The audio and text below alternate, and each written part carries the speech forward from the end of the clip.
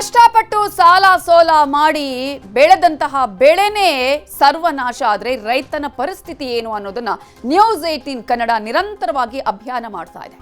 ಬಿರುಗಾಳಿ ಮಳೆಗೆ ಹಾವೇರಿಯಲ್ಲಿ ಭತ್ತದ ಬೆಳೆಯೇ ಸರ್ವನಾಶ ಆಗಿದೆ. ಸಾವಿರಾರು ಹೆಕ್ಟೇರ್ ಪ್ರದೇಶದ ಭತ್ತ ನೆಲಕ್ಕುರುಳಿ ನಷ್ಟವನ್ನ ರೈತ ಅನುಭವಿಸುತ್ತಿದ್ದಾನೆ. ಹಿರೇಬಿದರಿ, ಸೋಮಲಾಪುರ, ವೈಟಿ, ಮೆಡ್ಲಿಯರಿ ಸಂಕಷ್ಟದ ಮೇಲೆ ಸಂಕಷ್ಟವನ್ನ ನಮ್ಮ ಅನ್ನದಾತ ಅನುಭವಿಸ್ತಾ ಇದ್ದಾರೆ. ಈಗಾಗಲೇ ತಾವು ಸಾಲ ಸೋಲ ಮಾಡಿ ಬಂಗಾರವನ್ನ ಅಡವಿಟ್ಟು ಬೆಳೆಯನ್ನ ಬೆಳೀತಾರೆ. ಅಟ್ಲೀಸ್ಟ್ ಈ ಸಲ ನಮಗೆ ಈ ಒಂದು ಫಸಲು ಕೈಗೆ ಬರುತ್ತೆ, ಮಾಡಿದಂತಹ ಸಾಲವನ್ನ ತೀರಿಸಬಹುದು, ಅಟ್ಲೀಸ್ಟ್ ಸ್ವಲ್ಪ ಆದ್ರೂ ನಮಗೆ ಒಂದು ಲಾಭ ಬರಬಹುದು ಅನ್ನುವಂತಹ ನಿರೀಕ್ಷೆಯಲ್ಲಿ ಅನ್ನದಾತ ಇರ್ತಾನೆ. ಆದರೆ ಈ ಒಂದು ಮುಂಗಾರು ಪೂರ್ವ ಮಳೆ ಇದೆಯಲ್ಲ, ರೈತನ ಎಲ್ಲ ಕನಸನ್ನೇ ನುಚ್ಚುನೂರು ಮಾಡಿದೆ, ಗಂಜಿಯನ್ನೇ ಕಿತ್ಕೊಂಡಿದೆ. ರೈತರು ಹೇಳ್ತಿದ್ದಾರೆ, ನಮ್ಮ ಗಂಜಿಯನ್ನೇ ಈ ಮಳೆ ಕಿತ್ಕೊಂಡಿದೆ ಅಂತ ಕಣ್ಣೀರು ಹಾಕ್ತಿದ್ದಾರೆ.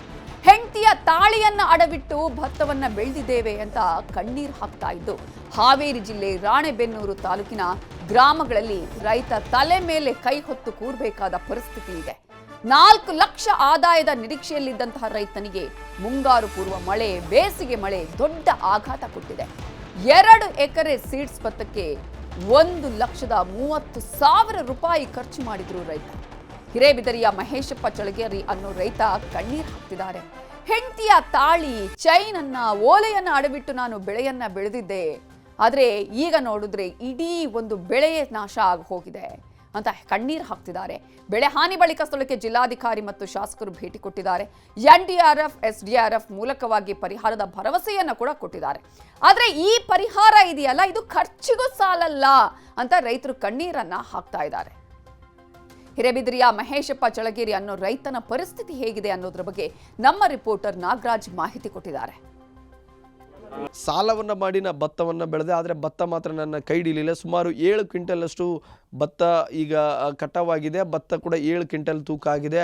ಆದರೆ ಇದರಿಂದ ನನಗೆ ಮಾಡಿರ್ತಕ್ಕಂಥ ಖರ್ಚು ಮಾತ್ರ ಅದು ಸಾಕಾಗ್ತಾ ಇಲ್ಲ ಮತ್ತು ಸಾಕಷ್ಟು ಇನ್ನಷ್ಟು ಸಾಲದ ಹೊರೆ ಇದೆ ಅನ್ನೋ ಮಾತುಗಳನ್ನು ಆಡಿದ್ರು. ನಾನು ಮಾತಾಡಿಸ್ತಾ ಹೋಗ್ತಾನೆ. ನಿಮ್ಮ ಮನೆಗೆ ಕೂಡ ನಾವು ಭೇಟಿ ಕೊಟ್ಟಂಥ ಸಂದರ್ಭದಲ್ಲಿ ಸಂಪೂರ್ಣವಾಗಿರ್ತಕ್ಕಂಥ ಹಳೆಯ ಮನೆ ಇದು, ಇದರಲ್ಲೇ ನೀವು ಜೀವನ ಮಾಡ್ತೀರಾ? ಹೌದು ಸರ್, ಹೌದು, ಇದೇ ಮನೆ. ಎಷ್ಟು ಜನ ಇರ್ತೀರಿ ಇದರಲ್ಲಿ? ನಾವು ಮಗನ ಬಿಟ್ಕೊಂಡು ಗಂಡ ಹೆಂಡ್ತಿ, ಮಗಳು ಈಗ ಹೆರಿಗೆ ಇದ್ರಿ, ಅದೇ ಬಿಟ್ಟು ಯಾರು ಇಲ್ರಿ. ನಿಮ್ಮದು ಎಲ್ಲವೂ ಕೂಡ ಈ ಮನೆಯಲ್ಲಿ ವಾಸ ಮಾಡ್ತಾ ಇದ್ರಿ. ನಿರೀಕ್ಷೆ ಕೂಡ ನಿಮ್ಮ ಭತ್ತದ ಮೇಲೇ ಇತ್ತು ಸಾಕಷ್ಟು. ಭತ್ತದ ಮೇಲೆ ಭತ್ತ ಒಂದು ಬಿಟ್ಟರೆ ಇನ್ನೊಂದು ಯಾವುದೂ ಇಲ್ಲ ಸರ್ ನಮ್ಮದು ದುಡಿಮೆ. ನನ್ನ ಮಗ ಒಂದು 15,000 14,000 ಕೊಡ್ತಾರೆ ಸರ್, ಅಲ್ಲೇ ಬೆಂಗಳೂರೊಳಗೆ. ಅವ್ನು ಖರ್ಚು ತೆಗೆದು ತಿಂಗಳ 6-7 ರೂಪಾಯಿ ಆಗ್ತದೆ ಸರ್. ಈ ಭತ್ತ ಬೆಳಿಬೇಕಂತಂದಾಗ ಸಂದರ್ಭದಲ್ಲಿ ನೀವು ಕೂಡ ಬಂಗಾರ ಅಡವಿಟ್ಟಿದ್ರಿ. ಹೌದು ಸರ್. ಇದನ್ನ ಹೇಳ್ಬೇಕಾದ್ರೆ ಭಾಳಷ್ಟು ಇದು ಅನ್ಸಲ್ವಾ? ಅದನ್ನೇ ಸರ್, ಯಾರಿದ್ರಿಗೆ ಹೇಳಿದ್ರೆ ಏನು ಆಗುತ್ತೆ ಸರ್. ಪರಿಸ್ಥಿತಿ ಕೆಟ್ಟಾದಾಗ ದೇವರು ಈ ನಮ್ನಿ ಕೆಡ್ಸ್ಯಾನ ಸರ್, ಯಾರಿಗೆ ಹೇಳೋಂಥ ಪರಿಸ್ಥಿತಿನಿಲ್ಲ. ರೈತರು ಹಂಗೆ ಅಂತಾರೆ ಸರ್. ಈಗ ಒಂದು ಚೀಲ ಗೊಬ್ಬರಕ್ಕೆ ಇಲ್ಲಿವರೆಗೆ ಹಾಕಿರೋದು ನಾವು ಒಂದು ಚೀಲ ಗೊಬ್ಬರಕ್ಕೆ 1,500 ರೂಪಾಯಿ ಐತಿ. ಬಟ್ ನೆಕ್ಸ್ಟ್ ಅಲ್ಲ ಪೀಕಿಗೆ ಏನೋ 2,000 ರೂಪಾಯಿ ಮಟ್ಟ ಮಾಡ್ತಾರೆ ಅಂತಾರೆ. ಒಂದು ಔಷಧಿ ತಗೊಳಕ್ಕೆ ಹೋದ್ರೆ ಸರ್, ಇದು ಒಂದು ಔಷಧಿ ಬಾಟ್ಲಿನ ಕಡಿಮೆ ಅಂದರೆ 800-900 ರೂಪಾಯಿ ಒಂದು ಬಾಟ್ಲಿ ಐತಿ. 1,45,000 ಸರ್. ಅದು ಚೈನ್ ಇಟ್ಟರು ಕೂಡ ಸಾಕಾಗಲಿಲ್ಲ ಸರ್, ಆಗಲಿ. ಮತ್ತು ಬೆಂಡಲಿ. ಹೌದು ಸರ್. ಆಮೇಲೆ ಅದ್ರಾಗೆಲ್ಲ ಸರ್ ನಾವಿರೋದು ಮನೇನು ನಡಿಬೇಕು, ನಮ್ಮದು ಹೊಲ ಬಿಟ್ಟರೆ ಯಾವುದಿಲ್ಲ. ಇನ್ನೊಬ್ರು ಕೂಲಿ ಹೋಗಿದ್ರೆ ಒಂದು ದಿವಸ ಒಂದು 300-400-500 ರೂಪಾಯಿ ಕೂಲಿ ಮಾಡ್ತಿದ್ವಿ. ಹೊಲ ಬಿಟ್ಟರೆ ಏನಿಲ್ಲ. ಗಂಡ ಹೆಂಡ್ತಿ ಹೊಲಕ್ಕೆ ಹೋಗೋದು, ಕೆಲಸ ಮಾಡೋದು, ಬರೋದು. ಆಮೇಲೆ ನಮಗೇನು ಉಗ್ಲಿಲ್ಲ ಕಾಲಕ್ಕೆ ಆಳು ಹಚ್ಚೋದು. ಆಳಿಗೆ ಅವರು ಎಷ್ಟು ಟೈಮಿಗೆ ಅವ್ರ ಪಾಪ ಬಂದು ಹೋಗ್ತಾ ಇದ್ದಾರೆ. ಈ ಬಂಗಾರ, ಚೈನ್ ಮತ್ತು ಬೆಂಡಲ್ಲಿ ಬ್ಯಾಂಕಲ್ಲಿ ಇಟ್ಟಿದ್ರೆ ಅಥವಾ ಇಲ್ಲೇ ಊರು? ಸರ್, ಪ್ರೈವೇಟ್ ಒಳಗೆ ಯಾರ ನಮ್ಮಂಥವ್ರು ಬೇಕಾದರು ಕೆಂದಿರ್ತಾರೆ. ಬಂಗಾರ ಅಡವಿಟ್ಟಿದ್ದೀರಿ, ಅದನ್ನು ವಾಪಸ್ ತೊಗೊಳ್ಬೇಕಾದ್ರೂ ಈಗ ದುಡ್ಡಿಲ್ಲ ಇಲ್ಲ.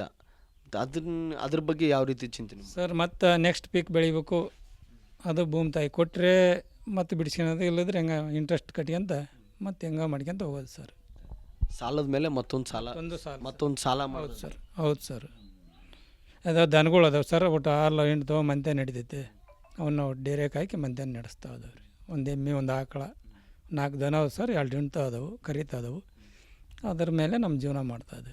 ಸರ್ಕಾರ ಮತ್ತು ಜಿಲ್ಲಾಡಳಿತದವರು ಕೂಡ ಹಿರೇಬಿದರಿ ಗ್ರಾಮಕ್ಕೆ ಭೇಟಿ ಕೊಟ್ಟಿದ್ದರು. ಭೇಟಿ ಕೊಟ್ಟಂಥ ಸಂದರ್ಭದಲ್ಲಿ ಬೆಳೆ ಹಾನಿಯ ವೀಕ್ಷಣೆಯನ್ನು ಕೂಡ ಮಾಡಿದ್ದಾರೆ. ಒಂದು ಪರಿಹಾರವನ್ನು ಕೊಡ್ತೇವೆ ಅನ್ನೋ ಮಾತುಗಳನ್ನು ಆಡಿದ್ದಾರೆ. ಆದರೆ ಎಷ್ಟರ ಮಟ್ಟಿಗೆ ಪರಿಹಾರ ಕೊಡ್ತೇವೆ ಅನ್ನೋದು ಹೇಳಿಲ್ಲ. ಆದರೆ ಈ ರೈತನ ಬದುಕು ಮಾತ್ರ ಸೀಡ್ಸ್ ಆಗಿ ಒಂದು ಭತ್ತವನ್ನು ಬೆಳೆದಿರೋದ್ರಿಂದ ಬಾಕಿ ಉಳಿದಂಥ ರೈತರಿಗೆ ಮತ್ತು ಇವರಿಗೆ ಕಂಪೇರನ್ನು ಮಾಡಿದಂಥ ಸಂದರ್ಭದಲ್ಲಿ ಇವರು ಕೂಡ ಸಾಕಷ್ಟು ನಷ್ಟ ಆಗಿದೆ. ಆ ನಷ್ಟವನ್ನು ಯಾವ ರೀತಿ ಸರಿದೂಗಿಸಬೇಕು ಅನ್ನುವಂಥ ಚಿಂತೆಯಲ್ಲಿ ಕೂಡ ಆ ರೈತರಿದ್ದಾರೆ. ಹಾವೇರಿಯಿಂದ ನಾಗರಾಜ್ ಮಾಕಾಪುರ್, ನ್ಯೂಸ್ 18 ಕನ್ನಡ. ರೈತ ಕಣ್ಣನ್ನ ನಾನು ಈ ಒಂದು ಭತ್ತದ ಮೇಲೇನೆ ಇಟ್ಟು ನಾನು ನಿದ್ದೆಗಿಟ್ಟು ಈ ಬೆಳೆಯನ್ನ ಬೆಳೆದಿದ್ದೀನಿ, ಅದು ಹೋಗ್ಲಿ ಸಾಲ ಸೋಲ ತಾಳಿಯನ್ನೇ ಅಡವಿಟ್ಟು ಅಲ್ಲಿ ಇಟ್ಟು ಬೆಳೆಯನ್ನ ಬೆಳೆದ್ರೆ ರೈತನಿಗೆ ಇದೀಗ 1 ರೂಪಾಯಿ ಕೂಡ ಬೆಳೆಗೆ ಬೆಲೆ ಸಿಗ್ತಾ ಇಲ್ಲ, ಕಂಪ್ಲೀಟ್ ಆಗಿ ನಾಶ ಆಗಿದೆ. ಪ್ರತಿ ಬಾರಿ ಕೂಡ ರೈತರ ಪರಿಸ್ಥಿತಿ ಇದೆ, ಪರಿಹಾರ ಕೊಡ್ತೀವಿ ಅಂತ ಹೇಳ್ತಾರೆ, ಆದ್ರೆ ಪರಿಹಾರ ಎಷ್ಟರ ಮಟ್ಟಿಗೆ ಸಿಗುತ್ತೆ ಅನ್ನುವಂತಹ ಪ್ರಶ್ನೆ ಇದೆ. ಆದ್ರೆ ಪರಿಹಾರ ಸಿಗುತ್ತಾ ಇಲ್ವಾ ಅನ್ನುವಂತಹ ಆತಂಕ ಕೂಡ ರೈತರಿಗೆ ಇದೆ. ಈಗಾಗಲೇ ಇದರ ಬಗ್ಗೆ ನಾವು ಅಧಿಕಾರಿಗಳನ್ನ ಸಂಪರ್ಕಿಸುವಂತಹ ಪ್ರಯತ್ನ ಕೂಡ ಮಾಡಿದ್ವಿ, ಅಧಿಕಾರಿಗಳು ಸಂಪರ್ಕಕ್ಕೆ ಸಿಗ್ತಾ ಇಲ್ಲ. ಯಾವ ರೀತಿಯಾಗಿ ಅಧಿಕಾರಿಗಳು ಜಂಟಿ ಸರ್ವೆ ಮಾಡೋದ್ರ ಮೂಲಕ ಇವತ್ತು ರಿಪೋರ್ಟ್ ಕೊಡ್ತೀನಿ ಅಂತ ಹೇಳಿದ್ದಾರೆ. ಆ ರಿಪೋರ್ಟ್ ತಗೊಂಡು ಯಾವಾಗ ಪರಿಹಾರ ಕೊಡ್ತಾರೆ ಅನ್ನೋದು ಅದನ್ನು ನಾವು ಫಾಲೋ ಅಪ್ ಮಾಡ್ತಾ ಹೋಗ್ತೀವಿ. ಈಗಾಗಲೇ ಸಚಿವರಿಗೂ ಕೂಡ ಸಂಪರ್ಕ ಮಾಡುವಂತಹ ಪ್ರಯತ್ನವನ್ನ ಮಾಡಿದ್ದೀವಿ. ಈಗಾಗಲೇ ರೈತರ ಪರಿಸ್ಥಿತಿ ಹೀಗಿದೆ, ನೀವು ಯಾವುದೋ ಅಧಿಕಾರ, ಕುರ್ಚಿ, ಸಂಪುಟ ವಿಚಾರ ಅನ್ನುವಂತಹದ್ರಲ್ಲೇ ಮುಳುಗಿ ಹೋಗ್ತೀರಾ, ಅಥವಾ ರೈತರ ಪರಿಸ್ಥಿತಿ ಏನು, ನಿಮ್ಮ ಕ್ಷೇತ್ರದಲ್ಲಿ ರೈತರು ಏನ್ ಮಾಡ್ತಾ ಇದ್ದಾರೆ ಅನ್ನೋದನ್ನ ಗಮನಕ್ಕೆ ತಗೊಂಡು ಅಟ್ಲೀಸ್ಟ್ ಪರಿಹಾರ ಕೊಡಿಸುವ ಪ್ರಯತ್ನ ಮಾಡ್ತೀರಾ ಸಚಿವರೇ ಅನ್ನುವಂತಹ ಪ್ರಶ್ನೆಯನ್ನ ನಾವು ಕೇಳಬೇಕಾಗಿದೆ. ಆದ್ರೆ ಸಚಿವರು ಕೂಡ ಸಂಪರ್ಕಕ್ಕೆ ಸಿಗ್ತಾ ಇಲ್ಲ. ಇದನ್ನ ನಾವು ಫಾಲೋ ಅಪ್ ಮಾಡ್ತಾನೆ ಇರ್ತೀವಿ. ರೈತರ ಪರಿಸ್ಥಿತಿ, ರೈತರಿಗೆ ಪರಿಹಾರ ಕೊಡಿಸುವಂತಹ ಪ್ರಯತ್ನವನ್ನ ನ್ಯೂಸ್ 18 ಕನ್ನಡ ನಿರಂತರವಾಗಿ ಮಾಡ್ತಾನೆ ಇರುತ್ತೆ.